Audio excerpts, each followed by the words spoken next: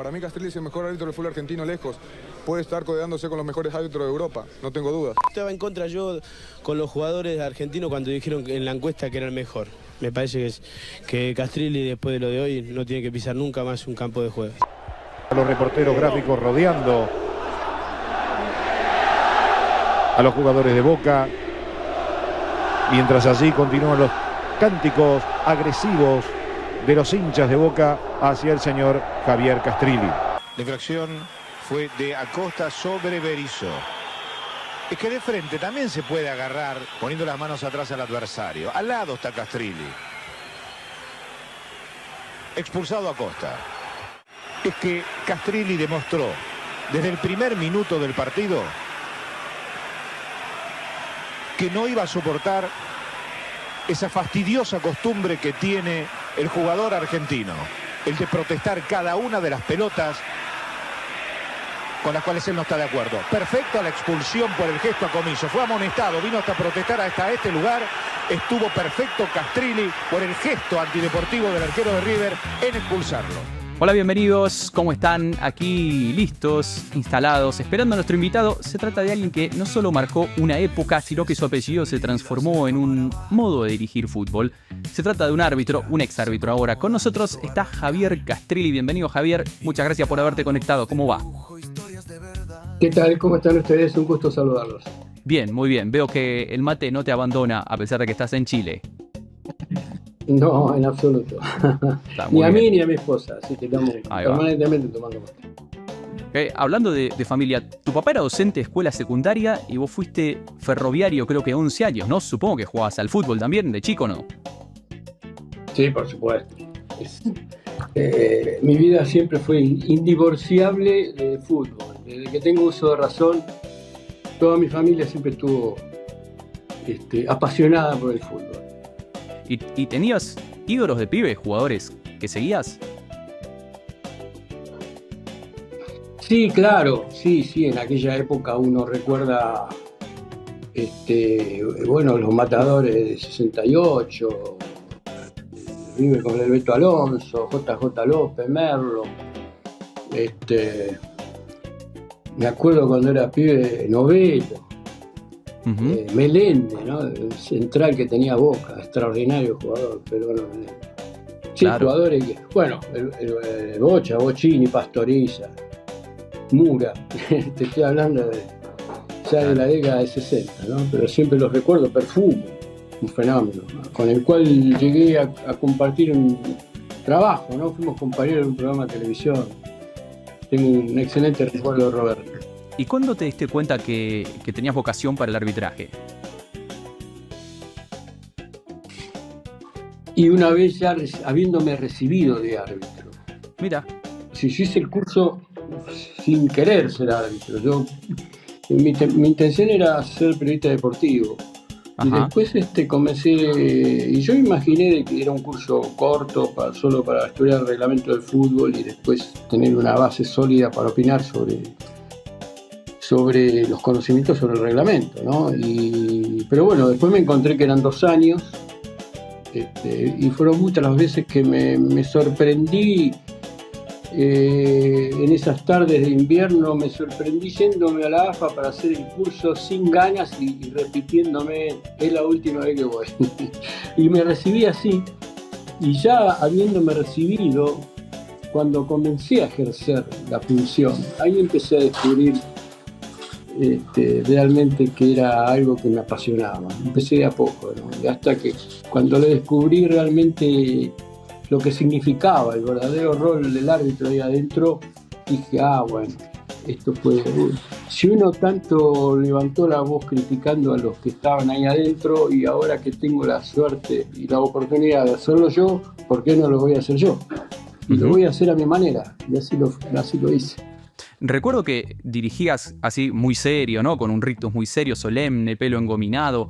Y afuera de la cancha tenías otra postura. ¿Te ayudaba eso para imponer autoridad o para que te respetaran más por, digamos, ese estilo tuyo tan serio en la cancha? No, mira, siempre me critiqué, ¿no? Esa forma de exteriorizar la concentración, el estado de concentración. Eso era producto de la concentración. Yo siempre consideré de que el árbitro tiene que tener alcanzar un nivel de concentración extrema. Y yo creo que la concentración en el árbitro se puede comparar a la que alcanzan aquellos deportistas en disciplinas individuales como el tenis, por ejemplo. Uh-huh. Y si vos te fijas bien, el jugador, la cara, el rostro del jugador de tenis está tan concentrado que incluso hay veces que adopta hasta tics para entrar en la concentración, revolea la raqueta, va hablando con él mismo, lo graba, viste, un estadio muy particular, ¿no? Para alcanzar esa concentración. Y cuando ingresaba al campo de juego yo permanecía con esa concentración. Y me tomaba descansos en los laterales, ¿no? En zonas blandas, en momentos del partido como para relajarme, pero inmediatamente después volvía a ese estado de concentración absoluta, o al menos lo intentaba siempre, y eso me llevaba a olvidarme los rostros, ¿no es cierto?, que iba adoptando. Claro, después me veía por televisión y yo me criticaba, digo, pero qué barbaridad. Y en los últimos tramos de mi carrera fueron muchos los esfuerzos para ir no perdiendo, porque es un juego bastante complicado, no perder la concentración, pero al mismo tiempo estar pendiente de las formas externas que uno va adoptando. Entonces, en ese juego me costó muchísimo los últimos tramos. Creo no haberlo alcanzado, ese objetivo, pero bueno, después uno se retiró del arbitraje y siempre quedó esa imagen, ¿no?, del rostro serio.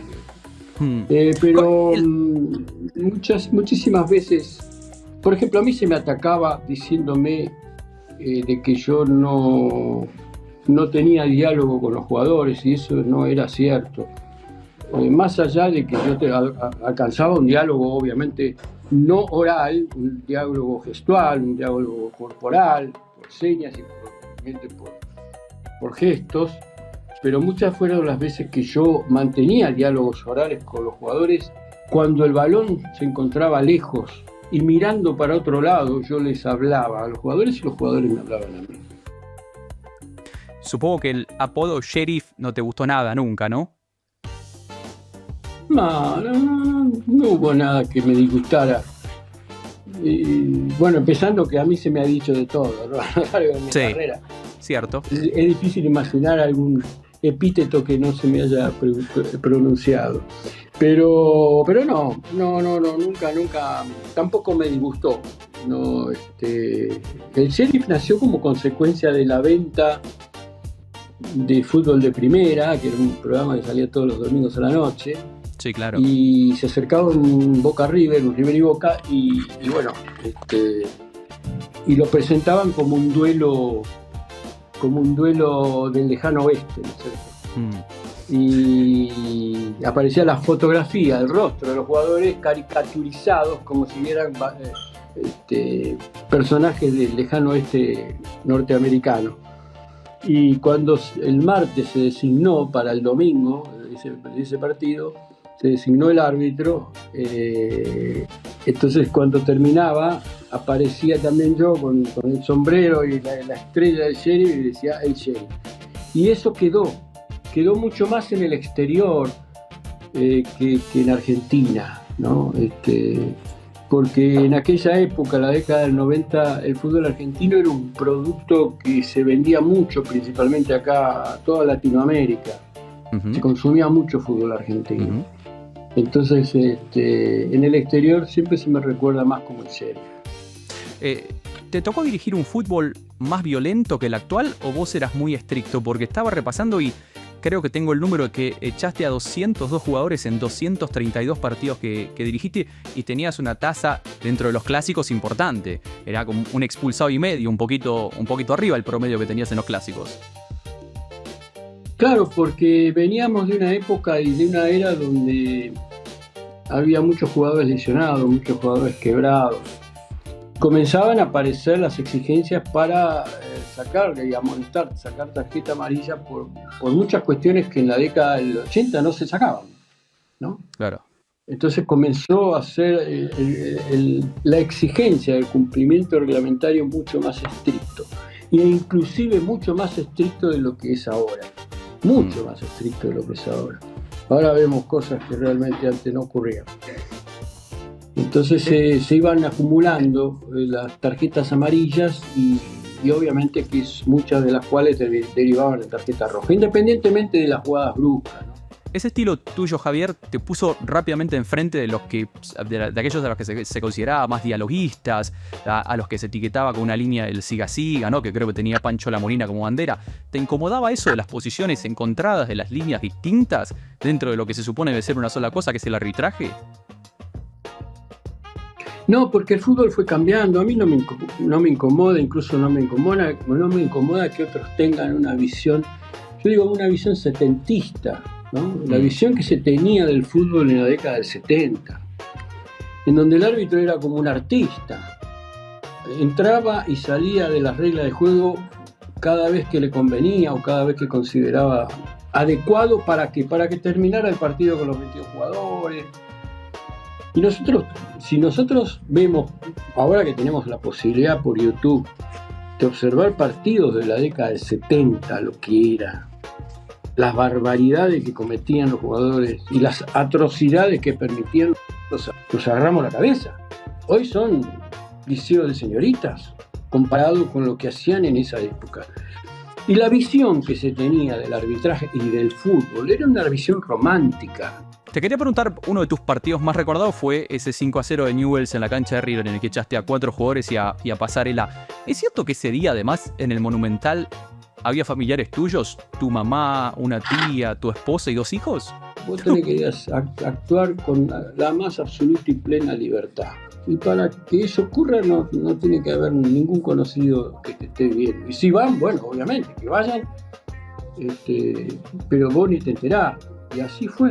Yo me enteré después que estaban mis hijos, mi esposa. Me enteré que después que habían ido. Y en muchos partidos estuvieron sin que yo lo supiera, ¿no? Javier, ¿qué recordás de ese partido tan particular? Porque me imagino que ese partido y el Vélez Boca, en el que expulsaste a Maradona, son partidos que te recordarán siempre en tu carrera. Sí, claro. Y yo fui el primer sorprendido, porque no es que sorprendí. Cuando vos preguntás, yo tenía pocos partidos en primera división.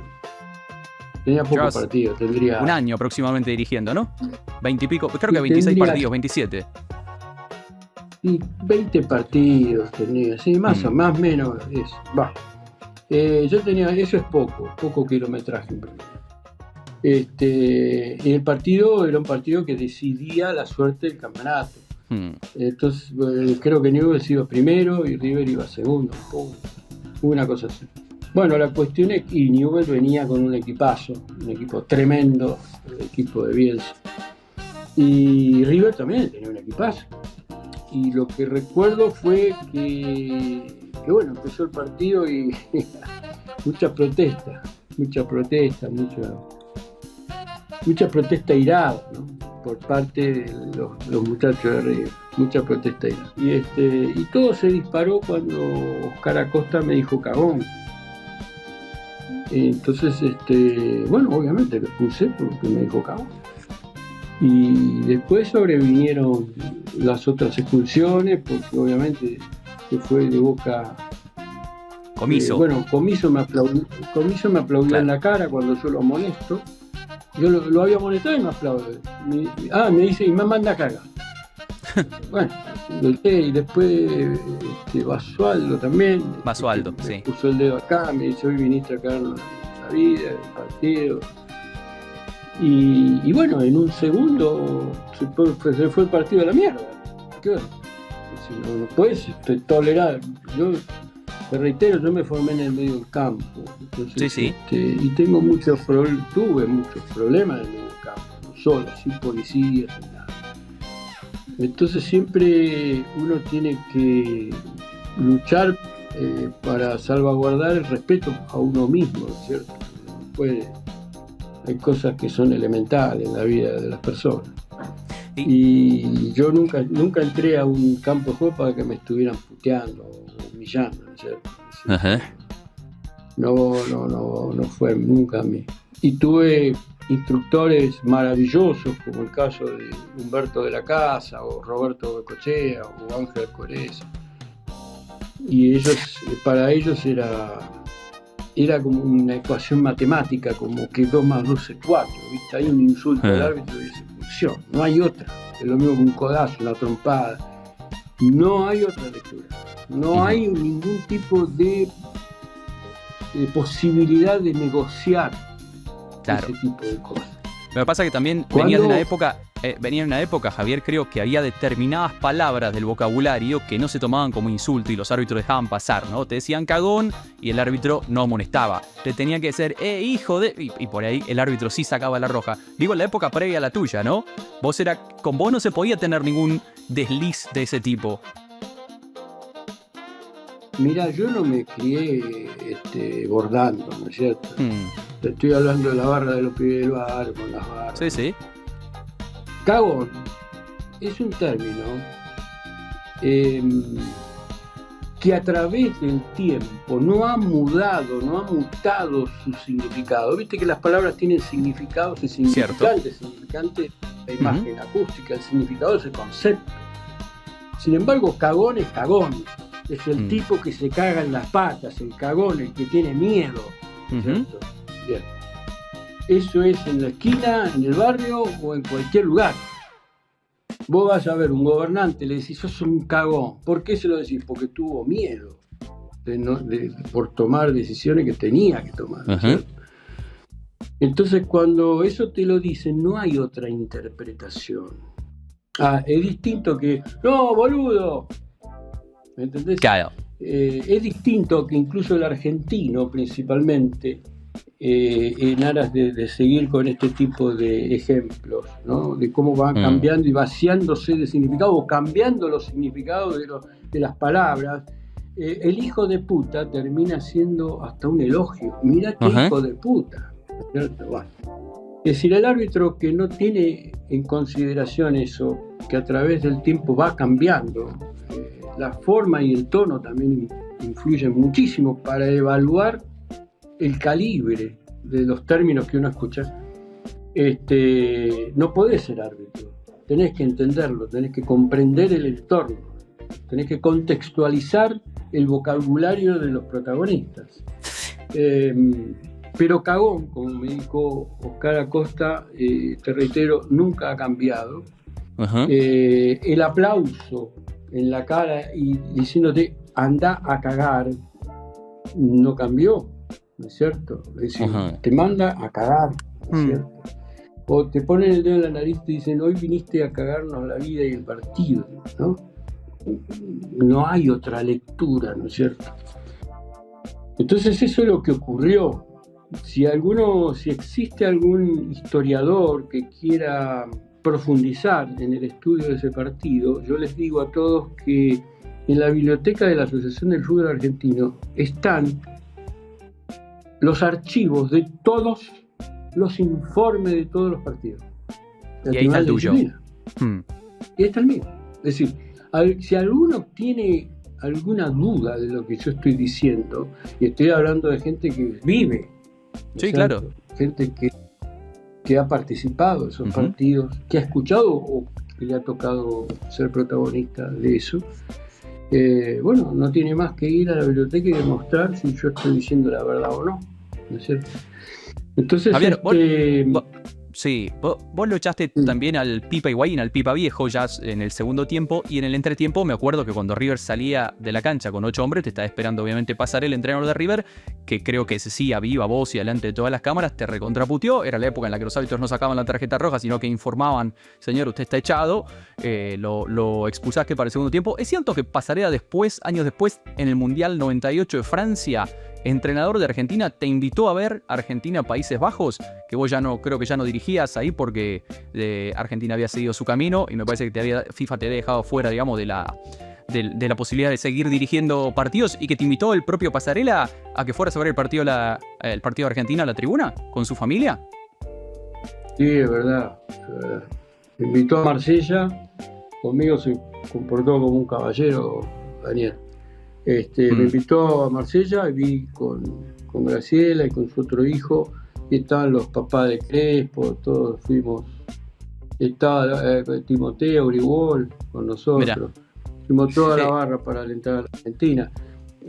Porque obviamente yo le pasaba toda la información de los árbitros a Pasarela. ¿Quién eran los árbitros? Principalmente del estilo de cada uno. Que hablaban, y quiénes eran los árbitros que hablaban español. Pero mucho antes de eso, yo había hablado con Pasarela. Mucho antes habíamos conversado, porque obviamente yo seguí dirigiendo a River. Y vos fijate que hay un detalle. Cuando termina el torneo, cuando termina la temporada, todos los jugadores que yo expulsé se fueron de River.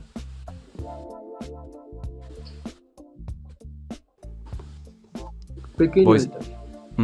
¿Vos qué decís? ¿Que River les cobró aquel partido o no? ¿River institución no, les es que se fueron de mambo, se fueron, se extralimitaron. Entonces quedó flotando esa sensación de que, puta, vos te estás jugando un campeonato, viejo. ¿Cómo puede ser de que vale y lo putees a este tipo? No hay un solo jugador en toda mi carrera que vaya a denunciarme de que yo lo maltraté, que yo le falté respeto, mucho menos que le pegué un codazo. Tal cual. Ni un solo jugador vas a encontrar que yo lo insulté. Entonces digo, la autoridad se construye con el respeto. Entonces todos los jugadores para mí eran señor. Me ha tocado dirigir fútbol femenino, señorita. Ni el nombre, mucho menos, es decir, ni el apellido, mucho menos ni el nombre, ¿no es cierto? Es decir, señor. Y si te toca Maradona, señor. Y si Francesco Di señor, no he tenido la suerte, por el destino, no he tenido la suerte de dirigir a Messi, pero si yo me tuviera que dirigir a Messi, señor. Y jamás le pediría una camiseta a Messi como jamás le pedí una camiseta. ¿Está mal que los árbitros pidan camisetas? ¿Está mal que los árbitros pidan camisetas, Javier? No, mira, en determinados momentos sí está mal. ¿No es cierto? Sí. Si termina el partido y vos querés pedir la camiseta a Messi, bueno, andá y pedísela. No vayas a pedir, si pasa por ahí, te viene a saludar, preguntale. Pero ya terminó el partido. Antes del partido no, viejo. No, antes del partido vos sos neutral. Antes del partido vos no tenés ningún favoritismo. No sos aficionado a nadie ni a nada. Vos sos una persona que tiene que ser absolutamente imparcial, impoluta. Nadie te puede decir nada. Entonces no solo hay que ser ecuánime, sino tenés que demostrar esa ecuanimidad. ¿Cómo se demuestra muchas veces esa ecuanimidad en los árbitros? Sobreactuando muchas veces. Es decir, señor.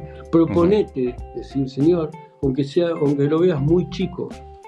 Señor, como lo ves muy chico, señor. ¿Por qué? Porque si pasa Messi, vos le decís señor a Messi, José López, que es la primera vez que juega en primera división y está jugando contra Messi, el tipo ve, mirá, por eso digo, hay que demostrarlo, ¿no? Es decir, lo trata de señor a Messi y me trata de señor a mí. Así es, no está cholureando a nadie. Señor. No, por eso digo, y salís a la cancha, no puedes estar a los besos, a los abrazos con los jugadores, como si hubieran dormido juntos. ¿Me entendés? Es decir, ¿sí? Yo no.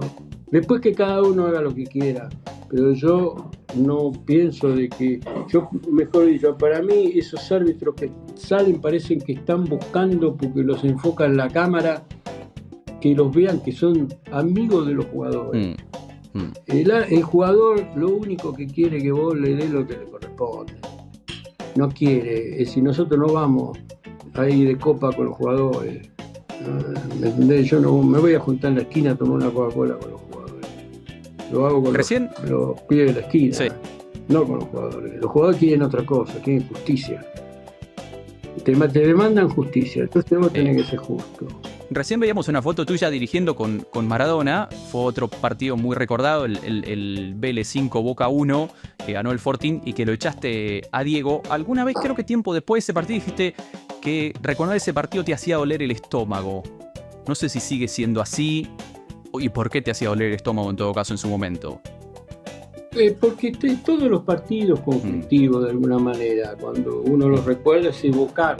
Es decir, es imposible, es indivorciable cuando vos recordás un partido y que no vengan esas imágenes adosadas al afecto, a lo que vos experimentaste en esos momentos. Entonces, obviamente, si vos me citás el partido de River y Newell's, me citás el partido de Vélez Boca, me citás, no sé, tanto partido que tú salías a los tiros de la cancha, y obviamente que, es decir, vas a tener ese tipo, de alguna manera, desde algún lugar vos recordás también lo que vos sentiste. Entonces no es muy grato pasar esos momentos, ¿no es cierto? Esos momentos no te hacen sentir muy feliz. ¿Es cierto que Alfredo Davich, en su momento presidente de River, y Macri, cuando era presidente de Boca, los dos fueron alternativamente a la AFA a pedir tu cabeza? No solamente ellos, desde Macri y Davich, Miele,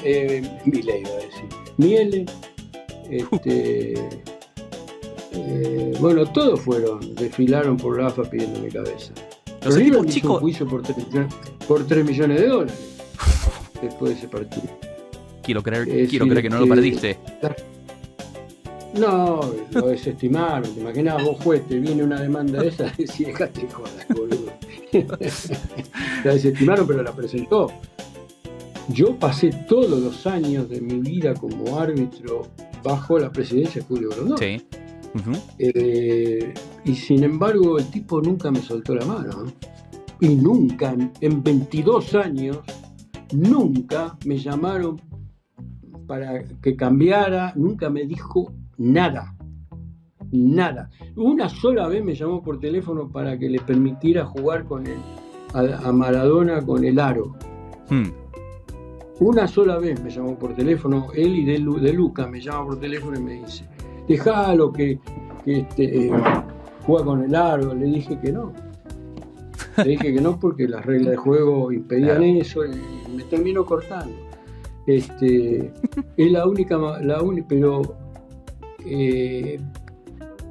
por eso, viste, uno ve el cambio, ¿no? El contraste con la actualidad, ¿no es cierto? Uno ve de qué manera fue cambiando todo. En la designación de los instructores uno puede deducir el perfil de árbitros que los dirigentes pretenden. Y Grondona sabiamente designó como director de la escuela a Ángel Norberto Pereza, que es un santo, ¿no? Y lo designó a Roberto Bengochea, que era un prócer del arbitraje, y Humberto de la Casa, que era otro prócer del arbitraje. Entonces, desde que vos te sentabas hasta que te ibas, los tipos te decían honestidad, transparencia, seguridad, confiabilidad. Y el que se iba, se corría un poquito, a la mierda, no dirigía más. Por cuestiones muchas veces que parecían insignificantes, los árbitros le costaba la carrera. Esos errores que cometen esos árbitros no se pueden permitir. Pero pueden permitir. ¿Vos crees porque que son...? Vos decís, mirá, imaginemos, seamos generosos, ¿no es cierto? Que lo hicieron en su buena fe. Es decir, que fue un error, no que alguien se los pidió, digamos. Claro, vos decís, siempre somos generosos, ¿no es cierto? Entonces, imaginás que él y el otro que está en el bar lo hicieron en su buena fe, ¿no es cierto? Bueno, entonces no servís. Si vos lo hiciste en tu buena fe, te equivocaste realmente, vos y el del bar se tienen que ir, hermano, porque no son confiables.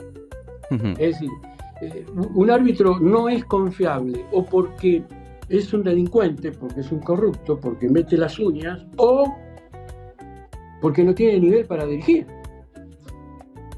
Es decir, no es confiable. Tal cual. No podés depositar la responsabilidad en manos de un tipo que no es confiable. No podés. Pero bueno. ¿Es 5 así? superclásicos. ¿Cuál es el que, creo que 5, cuál es el que más recordás? 10 superclásicos. 10. Sí, contando los del torneo de verano. Ah, ok. Con Perfecto, todos sí, los sí. torneos de verano. Es más, yo debuté en un Boca River en el torneo de verano, Mar del Plata. Ajá. ¿Cuál es el que más recordás de los Después de un superclásicos? El que te marcó por algo. Después de un escándalo, no sé no sé tu edad, pero a mí me dan a dirigir Boca Independiente y yo cobro un penal para Boca en el último minuto y expulso a los jugadores. Independiente se me va de la cancha. Ah, sí, me acuerdo, sí. Bueno, el Consejo Deliberante de Mar del Plata me declaró persona no grata por ese partido. Y una semana después me vuelven a designar en Mar del Plata para mi primer Boca River. En ese contexto yo dirigí mi primer Boca River, que terminó 2-2, expulsé 4 jugadores, pero salió bien, gracias a Dios. Ese fue mi primero. Pero bueno, cada River y Boca, cada Boca River tiene su vida propia, tiene su historia, su pulso propio, su temperatura propia. Con el Mundial 98, ¿quedaste satisfecho, Javier? No. ¿Con tu Mundial? ¿No? No, ¿Por qué? no, porque obviamente siempre recuerdo mirándome con Claudio Rossi, mi compañero, que era mi asistente. Terminamos de dirigir Croacia-Rumania, octavo de final. Fuimos al hotel y a la noche jugaba Argentina con Inglaterra. Uh-huh. Y bueno, te imaginas, cuando ganamos por penales, pegamos gritos, estábamos cenando en el restaurante del hotel y los únicos dos que estaban a los gritos, a los abrazos. Y de repente nos miramos, nos quedamos en silencio y dijimos, estamos fuera del Mundial. No lo podíamos creer, porque en esa época, después se fue cambiando, pero en esa época los árbitros de los equipos que seguían mucho Ya más. está, pasaba a tu país, vos cuarto de afuera. final para adelante, te tenía que ir. Hace un ratito mencionaste el VAR y quería pedirte tu opinión sobre el VAR, pero más que nada sobre lo que da la sensación de que hay mucha subordinación del árbitro de campo a lo que le sugieren desde el VAR, ¿no? Y termina siempre, muchas veces, dando vuelta a un fallo que él mismo vio, pero que al verlo muchas veces en muchas reiteraciones y de distinto ángulo, a veces termina cambiándolo. ¿Qué te parece a vos cómo se está usando el VAR? Mirá, en estas latitudes es un desastre como se utiliza, ¿no? Y yo diría que, bueno, gran parte de la disconformidad que se tiene con el arbitraje argentino actual radica en la desconfianza que se tiene con el VAR. La utilización de la tecnología tiene pros y contras. Las contras que la vemos mucho más en estas latitudes porque yo creo que en sociedades estructuralmente corruptas el VAR está teniendo muchísimas dificultades de obtener credibilidad precisamente por la opacidad con la cual se maneja. Nos pasan imágenes, viste que difunden las imágenes y los audios, y resulta ser de que vos ves cosas distintas de lo que está diciendo, pretendiendo justificar la voz en off. Es muy común ver eso.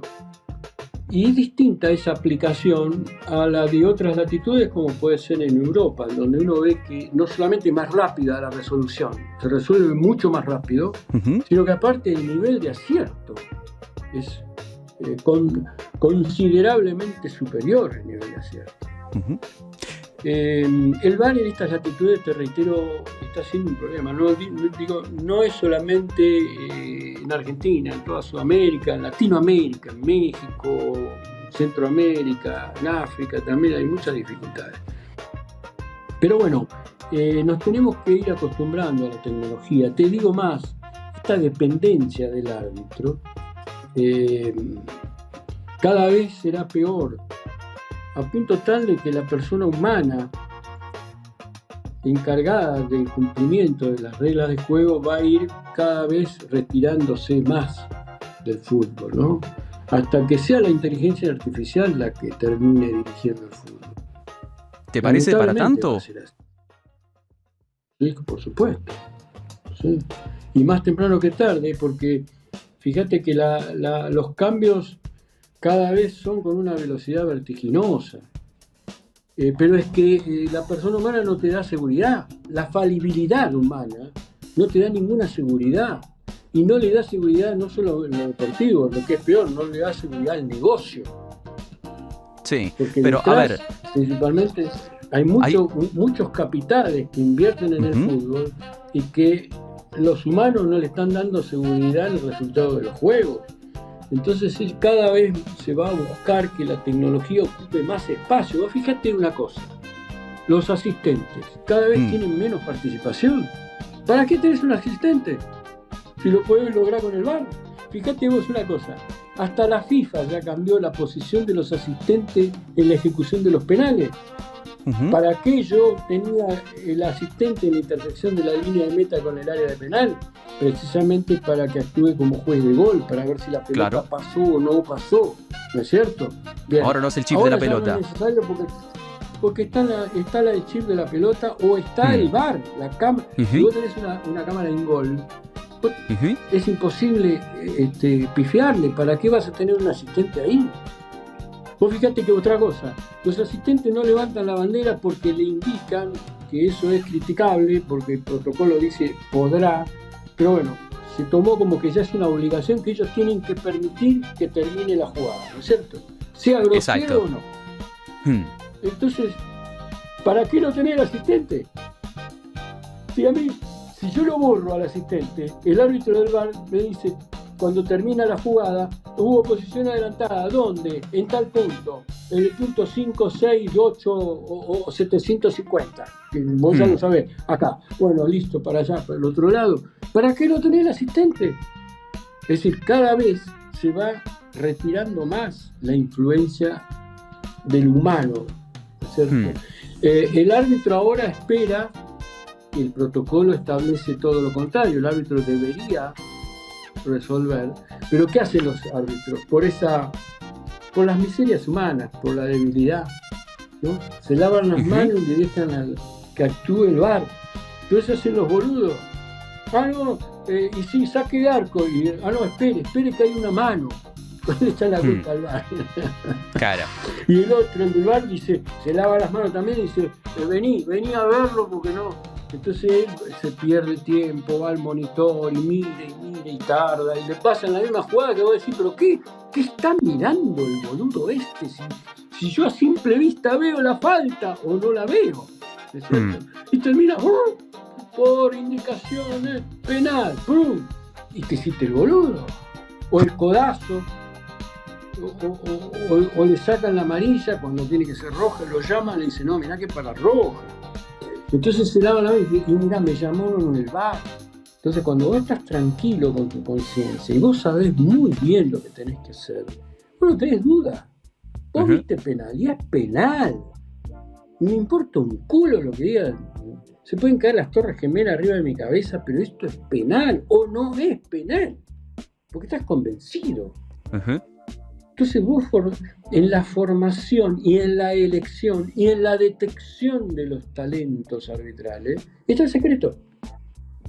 Ahora, si yo quiero pusilánimes, si yo quiero personas útiles a los intereses del poder de turno, del poder político en el fútbol de turno, obviamente voy a tener que obviar esos valores. Los criterios de elección van a pasar por otro tipo de variables.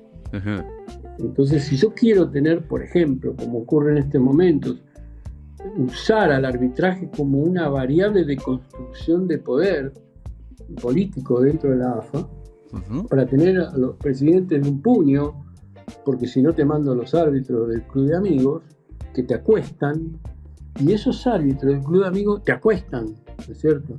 Y no hago absolutamente nada para disimularlo, al contrario, lo ostento para sembrar ese terror y gobernar con el terror como un buen dictador, un régimen totalitario. Con lo que ya no estamos hablando. Bien, sí, con lo que ya no estamos hablando, Javier, de incapacidad de los árbitros y de equivocaciones por incapacidad técnica o por incapacidad como árbitros, sino que las equivocaciones son adrede, porque alguien te dice, che, a este club tratemos de darle una mano, tratemos de no cobrarle penales al pedo, tratemos de ver cómo trazamos las líneas del offside. Mirá, da la casualidad que árbitros como Merlos, Echavarría, Espinosa, construyeron su carrera, Novelli, Lobo Medina, y puedo seguir, construyeron su carrera con verdaderos despropósitos, en donde daba la casualidad que nunca se equivocaban con determinados equipos. Y siempre se equivocaban cuando dirigían esos equipos con el que ocasionalmente tenían que enfrentar a esos equipos. Esos árbitros, el sistema de premios y castigos les terminó premiando con más designaciones y ascensos. Y esos árbitros que eran ignotos, hoy son árbitros internacionales, con el caso de Merlos. Entonces, ¿cuál es la enseñanza para todos? Para los que vienen atrás, dice, si vos querés llegar como Merlos, tenés que hacer lo mismo que hizo Merlos en su carrera. O Echavarría o Espinosa, ¿no? Es decir, y la cobertura, ¿no es cierto? Es decir, yo le tengo que dar, porque así se construye el poder. Si yo tengo un orgánico funcional a mis intereses, tengo que saber pagarle y cubrirlo, ¿no es cierto? Se tiene, porque también todos van a ver eso. Entonces digo, Espinosa le muestra el pasto a la hinchada de Newell's, le falta respeto. Cuando estaba Humberto de la Casa, Cuereza, le hubieran dado una patada en el orto, aterriza en Marte, no dirige, pero ¿sabe qué? Ni el tránsito dirige. Y sigue dirigiendo, se cubre. Entonces eso es lo que está ocurriendo. Lamentablemente es así, por eso las quejas, ahora que llegó a Primera División, ya la prensa especializada a nivel nacional ya lo sabe. Esto es un escándalo de proporciones, pero no les importa nada porque ellos tienen a todos los presidentes que los votan, lo tienen en un puño. Lamentablemente es así. Por eso insisten tanto con Moretti, con el presidente de San Lorenzo. Vos fíjate cómo se fue Moretti. Sí. El hinchada de San Lorenzo lo odia, si lo encuentra en la calle lo hace papilla. Lo tiene que proteger la policía, y sin embargo lo volvieron a poner como presidente. Es increíble lo que está ocurriendo en el fútbol argentino. Y después le dicen a la hinchada de que el club es de ellos. Los mismos tipos, Tapia, que lo banca a Moretti y quiso que Moretti siga como presidente de San Lorenzo, se llena la boca autodiciendo diciendo, no, los clubes son de los simpatizantes, son de ellos, que es una ¿Por qué lo bancan a Moretti? ¿Qué te parece? Y porque hay algún negocio que deben cubrir, obviamente. No tengo ninguna duda. Por algo, Tapia y Torricino no lo bancan a Moretti. En su momento, pero cuando renunció... ¿Cómo se puede sostener un presidente que toda la hinchada no lo puede ni ver? Después de lo que pasó, de las filmaciones, de las cámaras ocultas. Después de todo lo que pasó, ¿cómo se puede sostener? El tipo tiene que dar un paso al costado. Pero bueno, algo habrá. Javier, renunciaste a la AFA en su momento después de haber acompañado, me acuerdo, algunas denuncias de corrupción en el arbitraje, y vos presentaste la renuncia, y en un momento parecía que había muchos jueces que te iban a acompañar. ¿Ahí te dejaron solo? ¿Cómo sentiste vos esa situación que fue lo último tuyo en el arbitraje argentino? Los mismos árbitros que me llamaban y me denunciaban lo que estaba pasando, entre ellos Federico Beligoy, que fue el primero que después de reunirnos en el sindicato, ellos fueron a una reunión donde Grondona les dio una nota para que firmaran, para decirme a mí, ¿no? Y Beligoy me dice, quédate tranquilo, Javier, que no vamos a firmar nada, porque ya todo el mundo sabía que le iban a dar una nota para que firme. Y cuando volvieron 2 horas después, con Beligoy a la cabeza, con la cabeza gacha, me dice, Javier, tuvimos que firmar. Y ahí se agarraron todos a trompadas. Yo, que no era afiliado a la Asociación Argentina de Árbitros, ningún sindicato nunca, y agarré y le dije, muchachos, a los que me defendieron, le dije, no, muchachos, quédense tranquilos, yo no tengo más nada que hacer acá, y renuncié. Al día siguiente me fui como árbitro. Tenemos para cerrar un juego habitualmente que hacemos un enunciado, una frase, y el invitado la completa con lo que quiere, con lo que le parece, con lo que piensa. Arranco con la primera. Mi mejor partido como árbitro fue... El primero. El primero. Nunca me voy a olvidar. La primera vez que entré vestido de árbitro y soné el silbato fue tremendo. Fue inolvidable. Chico de 16 años en el Club Gimnasia y Grima de Buenos Aires. Wow. ¿Contra? ¿Te acordás? No, era un campeonato interno. Ajá. Los 3 mejores árbitros argentinos que vi dirigir son...